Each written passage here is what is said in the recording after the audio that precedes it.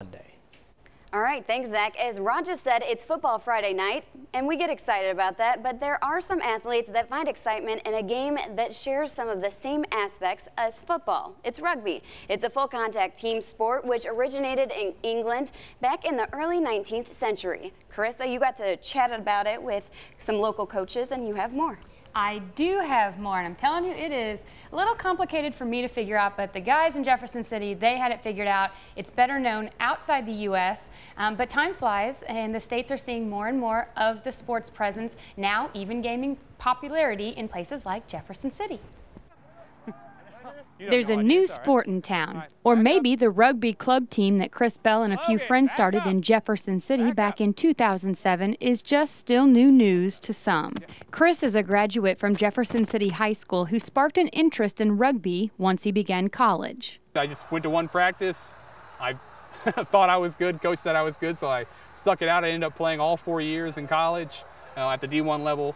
When Chris returned to the Jefferson City area after school, he realized there was no established rugby teams in the area. That's when he and a few friends started recruiting for a high school level club team.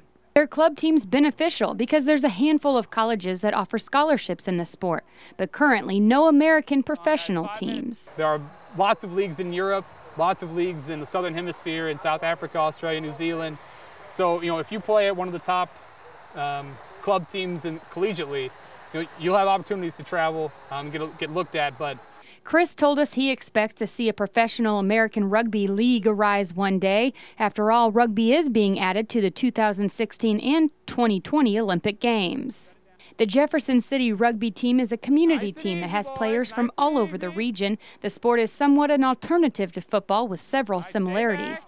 If you want to know more about the rules of the game, it's something that takes a bit of research and time, but Chris says, if you're willing to tackle, if you're willing to be tackled, we can teach you almost everything else and you'll be just fine.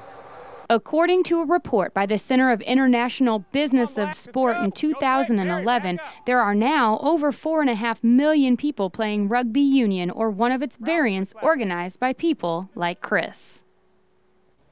There you have it. Did you hear that? Yeah. Tackle and want to be tackled. Yeah. Megan, sounds like the sport for you. No, I don't think so. The U.S. is most successful, actually, in the Olympic rugby tournaments, having won the gold medal in both 1920 and 1924. So the game's been there before. The International Olympic Committee dropped rugby union as an Olympic sport, but since then there's been a lot of attempts to bring it back. So in October 2009, the IOC voted to include the sport in the 2016 Summer Olympic Games. Yeah, and I know Chris, he's so excited that they're coming. Do? Yeah, so he's super excited for it, and so are we, to be able to watch it, on a bigger scale. Yes. Very cool. All right, here's a live look at the city of Columbia. KRCG 13 live at sunrise. We'll be right back.